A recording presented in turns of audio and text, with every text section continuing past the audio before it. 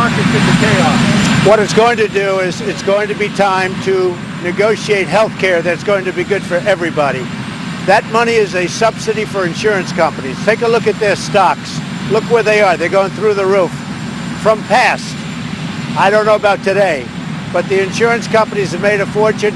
That money was a subsidy and almost you could say a payoff to insurance companies. And what we have to do is come up with great health care. Now, that's what I did partially yesterday. That's going to cover a big segment. But now for the rest, we have to come up with great, whether it's going to be block grants or something else. And we just about have the votes. Now, if the Democrats were smart, what they do is come and negotiate something where people could really get the kind of health care that they deserve, being citizens of our great country. Why not just wrap it all together now? Why not just end it now? Because we'll see what happens over the next short period of time, and I can do that instantaneously. I like a two-step process much better.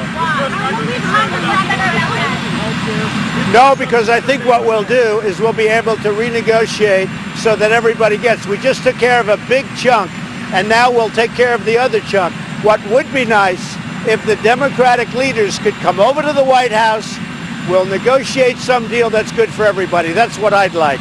But they're always a block vote against everything. They're like obstructionists. If they came over, maybe we could make a deal.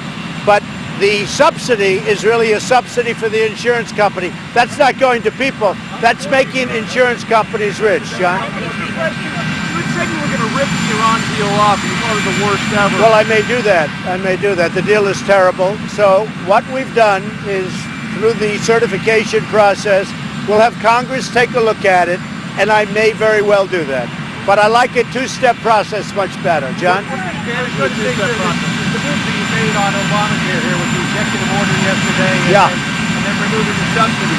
Got great support. Is that a way for you to put pressure on Democrats to say, look, you're going to lose it, come to the table and negotiate with them? Well, they've already lost a big chunk because, as you know, that's a big chunk and it's very popular. And you will have millions and millions of people sign up under that. You could say, I'm not doing that consciously. I will say this, John. I will say that the Democrats should come to me. I would even go to them because I'm only interested in one thing, getting great health care for this country. That was a big chunk. And as far as the subsidy is concerned, I don't want to make the insurance companies rich. If you look at their stock price over the last number of years, take a look at what's happened with those insurance companies. They're making a fortune by getting that kind of money. Yes. How long will you give legislation to get this new deal? And are strikes on Iran still a possibility if you don't get what you want? We will see what happens with Iran. We're very unhappy with Iran. They have not treated us with the kind of respect that they should be treating. They should have thanked Barack Obama for making that deal. They were gone. They were economically gone. He infused $100 to $150 billion into their economy. He gave them $1.7 billion in cash. And they should be, thank you, President Obama. They didn't say that. How long will you negotiate and talk about the opioid crisis? You said you would declare a national emergency more than 2 months ago.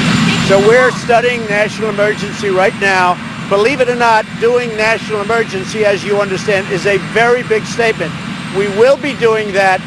My wife, Melania, who happens to be right here, finds that subject to be of such vital importance, and she's very much involved. And as you know, she's on the committee and really wants to be involved in that process. Have you spoken to Theresa May or Emmanuel Yes. Macron about the Iranian deal? Yes. What do they say to you when you say that? They would love me to stay in, only for one reason. Look at the kind of money that's being sent. You know, Iran is spending money in various countries. And I've always said it, and I say to them, don't do anything, don't worry about it. Take all the money you can get. They're all friends of mine. Actually, Emmanuel called up, and he talked to me, and I said, look, Emmanuel, they just gave Renault a lot of money. Take their money, enjoy yourselves, but we'll see what happens. Iran has to behave much differently. You promised that you would help people who are struggling. This CSR payment looks like it will hurt low-income people. The CSR payments, if you take a look at CSR payments, that money is going to insurance companies to prop up insurance companies. That money is going to insurance companies to lift up their stock price, and that's not what I'm about. Take a look at who those insurance companies support, and I guarantee you one thing, it's not Donald Trump, John. The JCPOA said, being floated by Senators Cotton, Corker, and Rubio, it was remove the sunset provision, strengthen IAEA inspections. Does that meet the bar for you, or do you need Well, I more? think we're going to take a look, John, at what happens. We're going to see what happens. We're going to see what they come back with. They may come back with something that's very satisfactory to me, and if they don't, within a very short period of time, I'll terminate the deal. And as far as Puerto Rico is concerned, I love Puerto Rico. We've done a great job. Yeah. We've done a great job in Puerto Rico. Puerto Rico has to get the infrastructure going. We're helping them with their infrastructure, but most important on Puerto Rico is their electric plants are essentially gone. Now, they were gone before the hurricane. They were in bankruptcy. They owed $9 billion. I think it was $9 billion. But the plants, as you know, the electric was a disaster. After the storm, even more so. We have to help them get the plants rebuilt. That's a long-term project, unfortunately, but we have to help them. But I love the people of Puerto Rico, and we're going to help them. You want to make sure that there remains a very bright line between hurricane relief and debt relief. Well, you have to watch it. You can't say there was a hurricane and now we're going to spend X dollars. And we also have to do something with all the money that's been invested, mostly private. The government's going to have to come before that money because the government's going to want security. They're going to have to come before that money. And I'm sure we'll be able to work that out. But the Puerto Rican people have tremendous spirit. When I was there and I looked at the way that what they have to go through, but they had a lot of problems, we're going to help them straighten it out. Can you clarify where you are in North Korea? You raised some eyebrows when you said this is the calm before the storm.